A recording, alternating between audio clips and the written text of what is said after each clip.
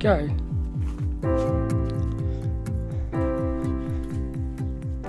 Hello, this is Sophie Lawson from sophielawson.com, and this is episode 68 of the So Free Art podcast, which is a little podcast that I do about the art and things.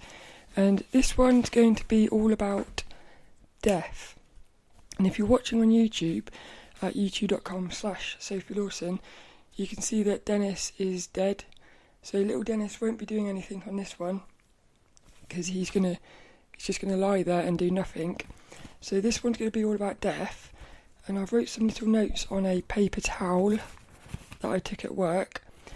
And also I've set a timer on my watch, so if the timer goes off at 25 minutes, I'm going to have to quickly pause the video, just because otherwise it messes up the editing thing, because it does it in chunks, 4 gig chunks.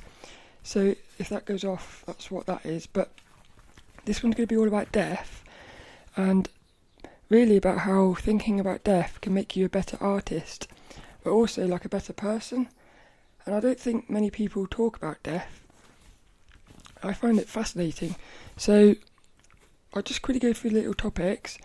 I'm going to talk about the death lights, which is all to do with like having awareness when you're dead, which is talked about in the Tibetan Book of the Dead. But I haven't actually read this yet. It's just I've heard many people talking about it on podcasts. So I'm going to talk about what I've picked up about these death lights, and sort of how I think it links in with, well, to me it links in with like lucid dreaming and stuff. I'm going to talk about animals' bodies. So if you're ever outside and you see like a dead animal, I'm going to talk about that little feeling, because it's quite weird. I'm going to look at someone. I'm going to like talk about how if you look at somebody and think about them dying, it has quite a powerful impact. So I'm going to talk about that. I'm going to talk about meditating on death. This is the main bit where I feel like it can help you become a better artist. I'm going to talk about death in dreams. So I've had a few dreams where I've actually died. So I'm going to talk about that. I'm going to talk about how I think we have it maybe the wrong way round. So it's almost like we think, well, I started thinking maybe we are actually dead right now. And so when we're born, that's us actually like dying, which is why we come into this thing crying our eyes out. And then when we die, that's us actually being born. So I was just talking about that. I think we could have it flipped the wrong way around. And then I got a tiny bit about a lucid dream I had last night. Super funny. I'll stick that at the end. So that's basically what we're going to be talking about on this one. The main thing with death is it's a paradox to me, because it's like death is a certainty. It's the only one thing we know is going to happen in this life. But it's a paradox because we don't know what's going to happen. So we know it's going to happen, but we don't know what is going to happen. I find that in itself quite fascinating, really.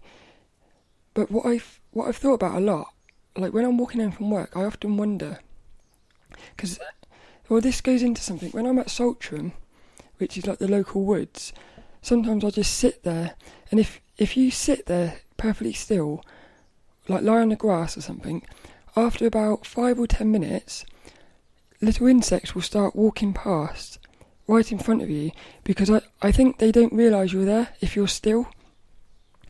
So sometimes I just sit there watching these little, like, it was a couple of weeks ago when I was at Saltram, there was this little, I don't know what it was like a very strange looking creature, and it was just walking around, going up and down the grass,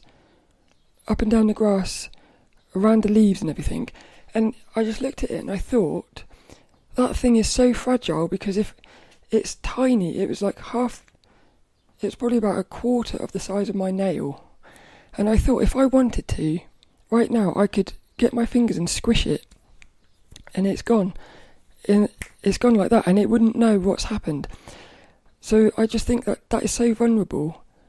But then I thought to myself, well, if we zoom out, like if we zoom right out and then you start looking at the earth, if there was something that is looking at it like that, we would be super vulnerable. We would be exactly the same way. And then when I think about it, we are really very vulnerable. And it surprises me how many people don't die. Because I hardly know anyone who's died, really. And I'm 38. And people don't seem to die, which they should. Because there's so many ways you can die. So it confuses me a bit as to why so many people, or why more people don't die. But then I often wonder, how am I going to die? So, have you ever thought, how are you going to die? Because there's so many ways. I mean, you could die. You could die by falling down the stairs, tripping over, your trousers fall down, you expose everything, knock yourself out. So that's a super embarrassing way to die. You could die like a truck loses control, you're walking along, minding your own business, and the truck takes you out. You could die by a comet falling out of the sky, get stuck in a tsunami or something. Salami. Get stuck in salami. You could be walking around and get kidnapped and then shot. So you could have a really terrifying death, or you could have a peaceful death where you die in your sleep. Because again, with that, people who die in their sleep, I've started wondering, are they maybe somehow in a lucid dream, and they've decided to go. So to us, they've died, but they're actually still out there in that lucid dream. Anything's possible, but the reason I think about that is because I think if you think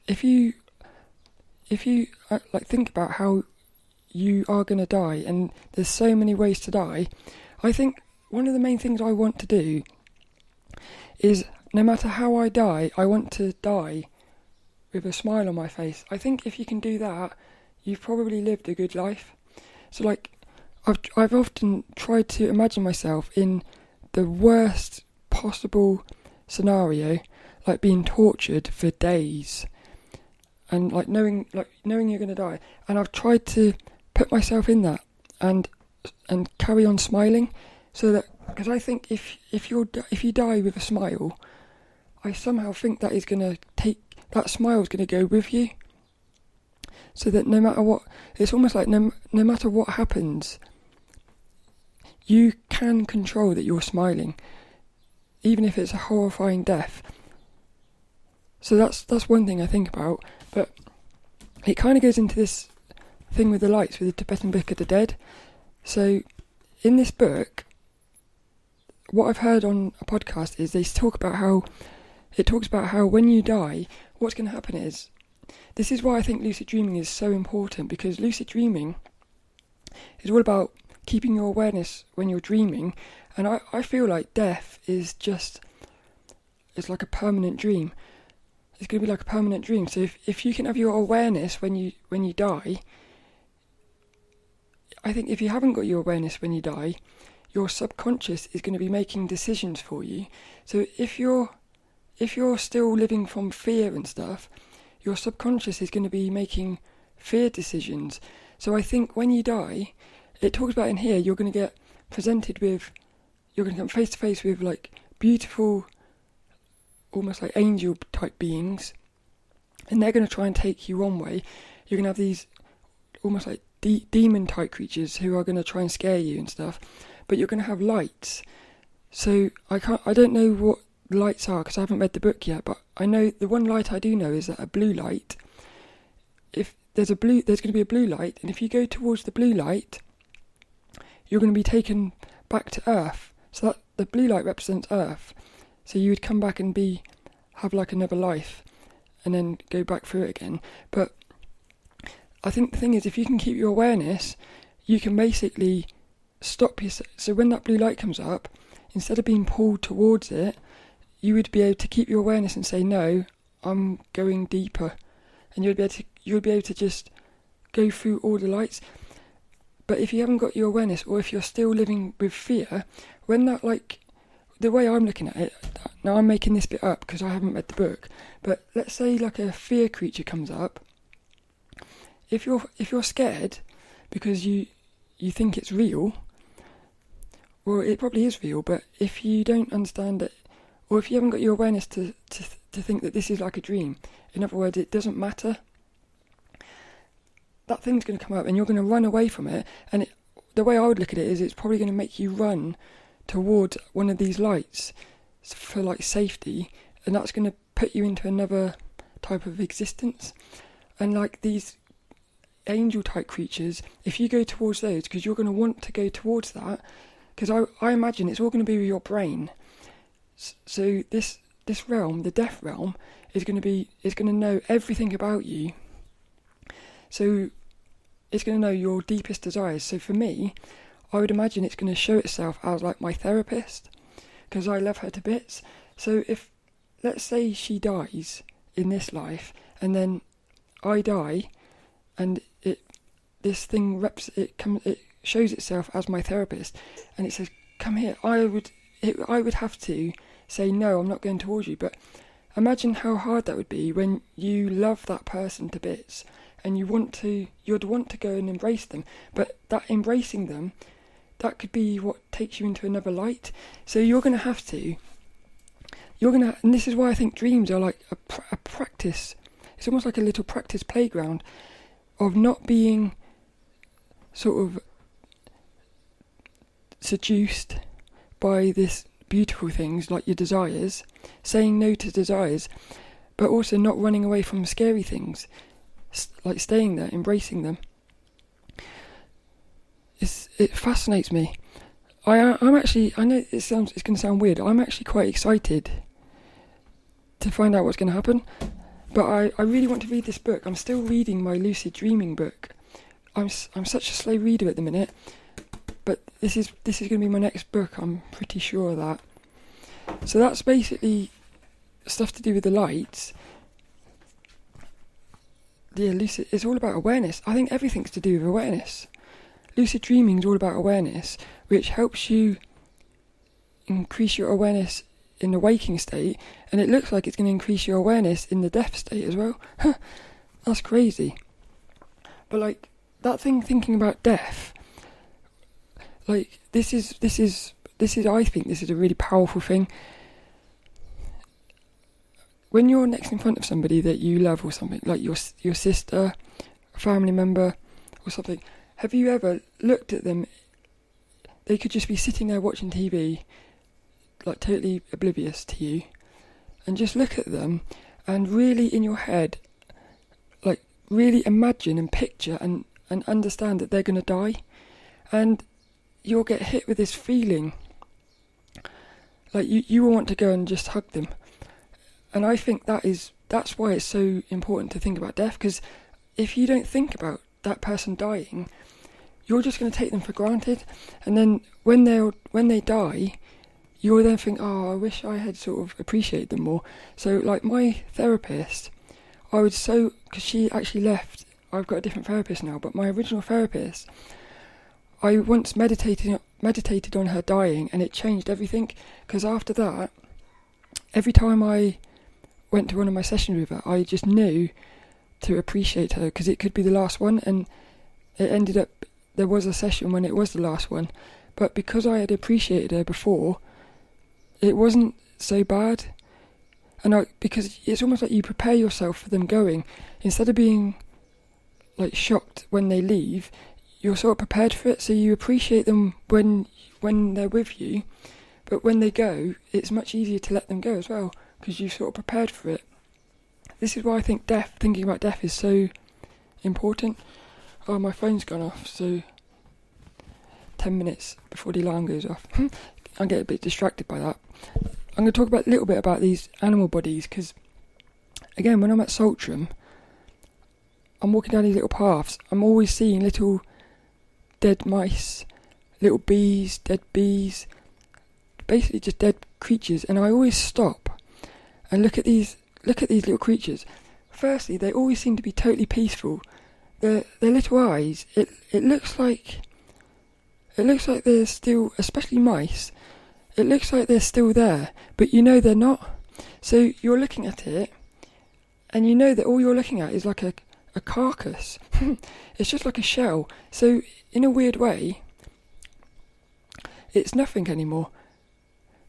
But that was once a life. It's really weird. But then I start wondering. I look at that and I always wonder, how did it die? Was it happy when it died? What's it doing now? So I find that little thing quite nice. But I love looking at it. It gives, in terms of artists, little dead creatures, it's really good to just pick them up and study them, because you're never going to have a better opportunity to study a mouse than when it's dead. So I often pick them up. I put a leaf underneath it, pick it up and just really look at it, and you can just see all the intricacies of it. So if you wanted to draw a creature, I think maybe collect dead animals. I know that sounds a bit weird, but I would just say collect one and like sketch it. You're never going to have a better chance to see what it looks like. Little bees as well. I just done as if to flick it. I wouldn't flick it, but I like roll them around and just like stroke them. You can feel their textures. Again, when are you ever going to get a chance to stroke a little bee? So I feel like it's nice, but you get this weird feeling of that thing isn't anything anymore, and yet it was once something, and it makes you realise that there's going to be a point in the future when your body is exactly the same. Your body's going to be lying there, and it's like your body's just going to become like a carcass, which is weird, but you're still going to exist. I'm pretty sure of that. So therefore I know that those little animals still exist as well, which is quite nice. But the main thing in terms of being an artist, is it's all about meditating on death. I feel like the most powerful meditations I've ever done is when I've meditated on death. I've actually, like, as vivid as lucid dreams, I've seen myself dying in meditations. I've seen my coffin being like paraded around, and it's like I've been up in the sky looking down on it, and it's weird because you come back from that knowing that you're going to die. It sort of makes you appreciate this life. But what it does is, if you've got goals, there's so many things it does. If you've got, like, for me, I want to basically live off my art, but I don't want to rush it, because I want to be drawing what I want to draw, and be able to sort of live off of it. So I don't want to just start selling art for the sake of it. But so what you do is you meditate on dying, having not given it everything you've got to become like the best artist you can.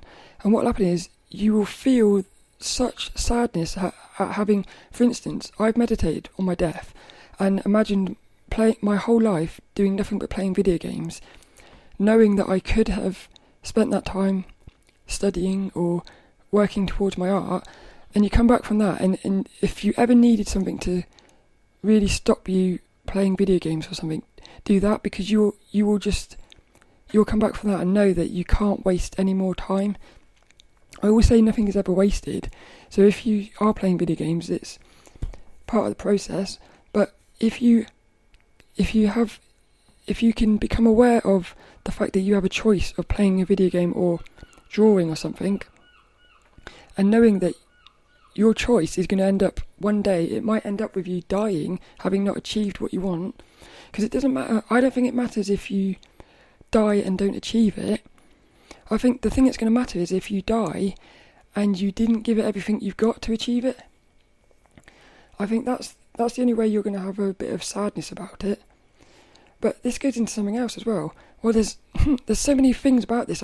This is why I love death. My mind's gone pop. I've dropped something there. I think meditating on death, the other thing it does is it allows you to face fears, because if you're outside, let's say, like, there's a point where I wanted to go to art class and I was too scared to do it, fear of what people would think and stuff like that. Again, you can meditate on death and understand that when you die, all those things that people thought, all those things you didn't do because you were scared of what people would think of you, you realise it doesn't matter because you're going to die. So, like, anything that anyone says, it doesn't matter because you're going to die. So, like, a fear, if you can put yourself in that fear and say, what's the worst thing that can happen here? The absolute worst thing that can happen is not going to be as bad as death. Not that death is bad, it's just you're going to die anyway.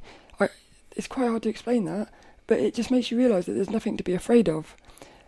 So even though you understand that, it doesn't mean you become fearless, because you've still got to do the work to become fearless, but you sort of know that there's this, even though you're scared, you'll still be scared still, and you will still not do things because of fear. There will be something underneath, there'll be something in the back of your mind where you're like, I'm going to die, so this thing, there's no need to be afraid. So it's sort of in the background all the time, and I just think it's something you need to keep doing, because I think there would be that was a funny noise. I think there would be a point in the future where if you really, I'm convinced there is a point in the future where you can become so fearless that you can do anything. I really think that. So I think lucid dreaming helps with that, because you can face your fears and practice it. And then thinking about death helps that, because it gives you some perspective on, like, there's no reason to be afraid. So that's basically it. There was something I really wanted to say about, I've forgotten it. But there's just so many reasons why I think thinking about death is good. Something else I wanted to talk about was how I think, well, I'm going to talk about quickly something. I have actually gone into I've had dreams where I've died. So, like before, if I was in a dream and I died, I would normally wake up. But because, I don't know if it's because of this lucid dream, like improving the awareness, it kind of maybe goes into what I was talking about last week, where I feel like the dream character, your dream self, can become aware independently of you. So I think when that starts happening, your dream self can get killed and die, so that now has no awareness, but you're the dreamer watching all of this, so you can keep your awareness. So I've had it now where I've been the dream character and I've got killed. I've had it where I got shot, but I carried on in the dream, and I suddenly realised that I was like observing the dream, so I was still inside the dream even though I knew I was dead. And what would happen is I would suddenly realise that nobody could see me, so I'd become like invisible. But this is quite weird, I don't know what this means, but so I'd be in this dream now, knowing that I'm dead and I'm invisible, so I'd start like walking around the dream almost like I was invisible and invincible, I could do anything, but suddenly there would be one or two people who would be able to see me. I don't know what that means, and that always freaks me out a bit, because I'm like, why can you see me when I'm dead? And they would normally be, I've had this dream probably 3 or 4 times, and they are always like trying to chase me or capture me, and it's like no matter where I go to try and hide from them, they always seem to be able to see me. So I don't know what that's all about, but when you wake up from a dream where you've died and you realise that you haven't died, again, it sort of makes me feel like this is what's going to happen when you actually die. I think you're going to die and you're going to carry on existing. That is going to be so weird. Just imagine, that's going to be so weird. But again, it might be really exciting, because it might be like, you might suddenly become like that invincible feeling again, where you're like, wow, I'm still alive, I can do whatever I want now.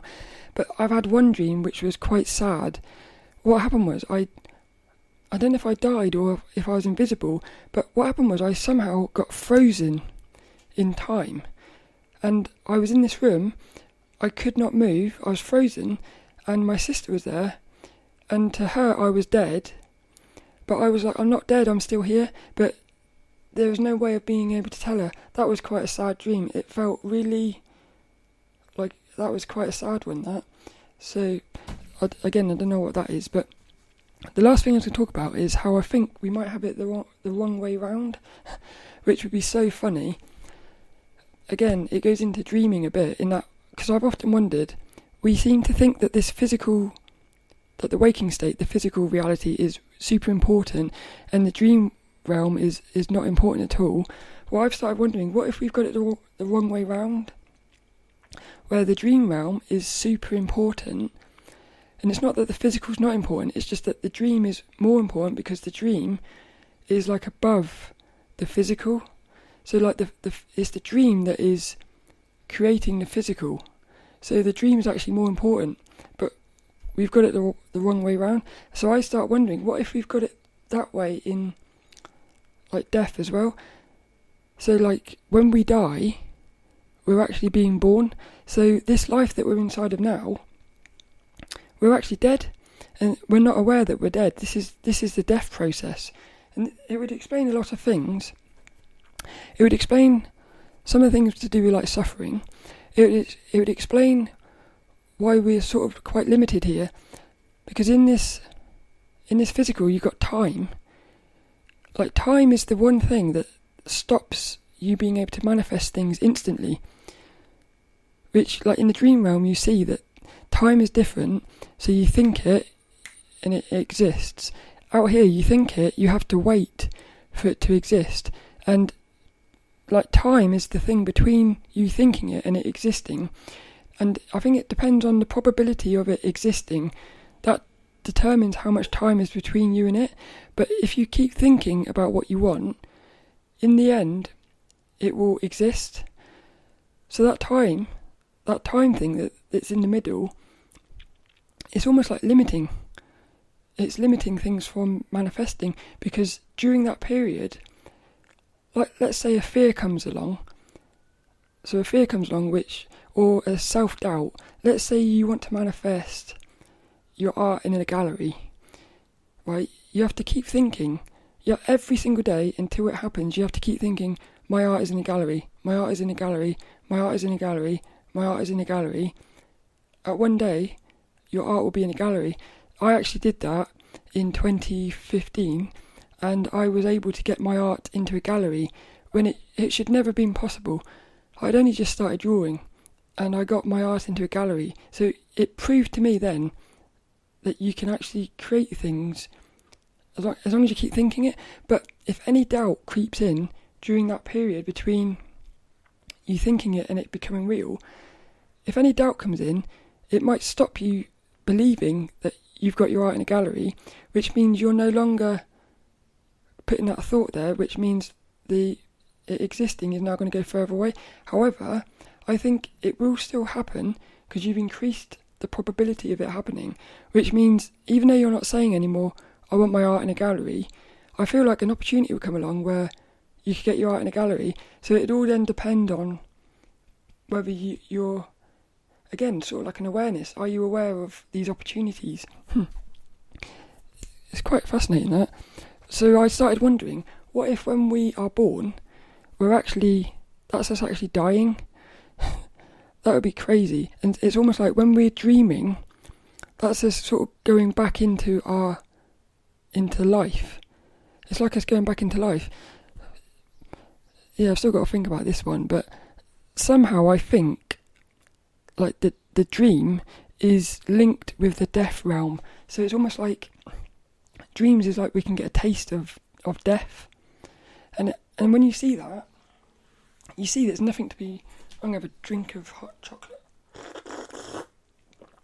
When you start thinking about that, let's just say...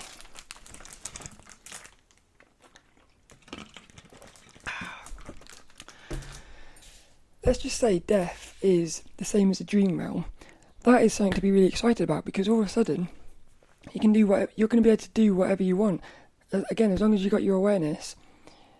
But then you've got to think about it. Everyone else is also going to be able to do what they want. That's going to get mad. Yeah, so again, if you've got people who are fear creatures or who enjoy fear things, they're going to be manifesting fear things. You're going to have people who are peaceful, creating peaceful things. So this could even explain how you end up with, like, sort of, let's just say, like hell realms and heaven realms. It's maybe because I think we're inside of some sort of virtual reality system thing. It might be that the system, what it does is when you die, it looks at your data. What are you? Are you a fear-based creature or a thingy, like a love-based creature? And what it will do is it will just start putting fear things over here, love things over here. But then, I don't think if you ended up in that fear, let's say you ended up in a hell realm, I don't think you would be stuck there. I think I don't believe that the system or the God or whatever would ever put anything or anyone anywhere where they can't change. Because I don't believe that would happen. So I think we're always going to have a choice and free will to get out of whatever we're in. But what I think is, if you can keep your awareness through death, right through it, I think you're going to actually be able to get right out, even out of the universe itself. And then that's when I think you could create your own universe. And that's what I almost half think that the whole point of this system that we're inside of, this virtual reality, is it's trying to create another version of itself. So I've often wondered, like, is there at the very base, like in the source, is there like one little entity which could just be, I don't think we'd even be able to put it into words what it would be, just like a ball of light existing, but it wants to create more balls of light. So what it has to do is it has to put itself inside of itself, not aware of what it is, in the hopes that it can find out what, I don't know whether it would, well basically the whole point of it is put yourself inside of it in the hopes that you can clone yourself, create more balls of light, and then like each ball of light would be like universes. Fascinating. I think I've gone all over the place with that one, but I just love death, and I think thinking about death is powerful, especially if you're trying to do things which scare the crap out of you. It's really good to think about death. It just puts life into perspective. Kind of goes into this week's inspirational quote, which is from the Tibetan Book of the Dead. But I just want to quickly go over a little lucid dream from last night, super quickly. I'll probably go into this more detail in the future if I do another lucid dreaming podcast. But this one was amazing. So it started out with me becoming lucid. I've got a new little Lucid Technique. So there's another podcast with Robert Wagner, which I'll link to in the show notes at sophielawson.com. And on this podcast, I was listening to it before bed, and he said, what you want to do is, before you go to bed, keep repeating, tonight in my dreams, I will be more critically aware and realise I'm dreaming. Tonight in my dreams, I'll be critically aware and realise I'm dreaming. Tonight in my dreams, Tonight in my dreams, I'll be critically aware and anything that... Tonight in my dreams, I'll be more critically aware, and anything that is strange, I will notice and become lucid. Basically, he says it in a much nicer way. I wrote it down in my dream diary, so I repeated it. I went into sleep thinking that, and I don't know what happened, but during the dream, I realised something and I became lucid, which normally I become lucid from false awakenings. So it is quite rare for me to become lucid inside of a dream. So that was quite exciting. What I did was I said my poem, I stabilised the dream and stuff. I ended up in this water. I said, manifest Sula in front of me. Manifest Sula. The dream threw me into this like pool of water. And I got a bit scared because I thought I'm going to drown. And I said, no, I'm dreaming. You can breathe underwater. So I took in a deep breath. And I could breathe under the water. So I started sinking under the water. I don't know where I was going, but I got really excited at being able to breathe underwater that I started to feel a wet dream coming on. So I know that if I get a wet dream, that's going to wake me up. So I said to myself, get control of your emotions. So I took control of my emotions, but the dream seemed to go, I don't know whether I lost lucidity. But the next thing I know, I'm in another dream where there's this lady in a kiosk. It's weird. Basically, she ended up having my finger cut off and it regenerated. a bunch of invisible dogs. But what I wanted to talk about was at the end. This is so funny. I've had 3 dreams now where I've sung inside of the dream.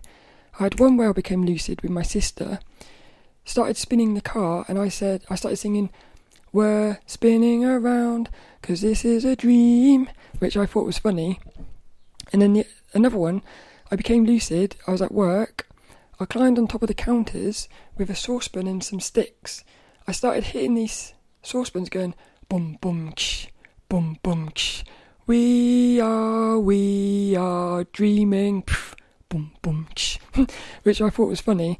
I actually even got one of the dream characters, or dream figures, up onto the counter with me, and we were both doing this, which I thought was amazing. That one is what started before I went into the one with the blue light that I talked about last week, that blue ball of light thing. But what happened tonight, which was amazing, is I found myself in this stadium, like a train station, loads of people. For some reason, my dream self started going, mana mana, da da da da da, mana mana, da da da da, which I love, like the Muppets did that. All of a sudden, everybody in this train station starts going, da da da da da, da da da da, and it was just the happiest thing it's the happiest feeling I've ever felt in a dream. And I was just smiling so much because I kept saying I'm dreaming, da da da da da, da da da da. That went on for it seemed quite a long time, but at some point I knew that the dream was going. So what I did was I put all my energy in my head again, I zoomed up, and I just started singing. I can't remember how I sang it, but I started singing, "You gave me a lucid dream, I thank you so much, from the bottom of my heart." And then I looked down, I could see the dream, like miles below me, all these people still singing and dancing, and then I woke up, and I woke up smiling so much. It was amazing. It was like I was inside of a theatre play or something, on stage, singing and dancing. That was amazing. Oh, I didn't do the little gong this week. That gong could be the sound of this week's inspirational quote, which goes to The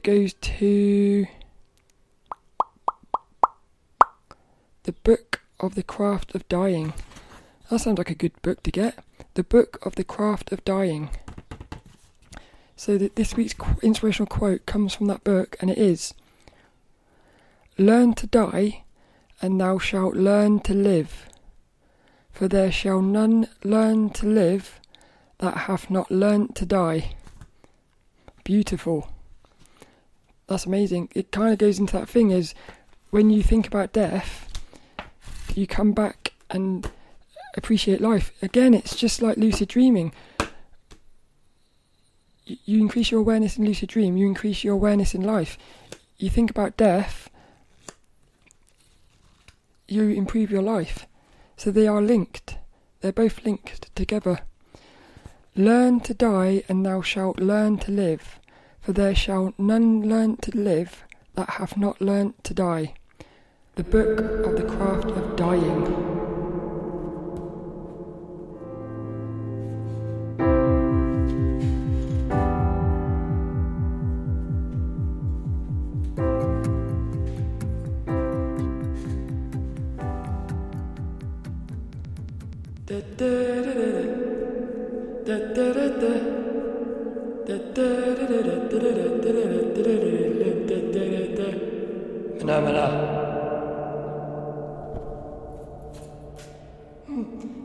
Good one.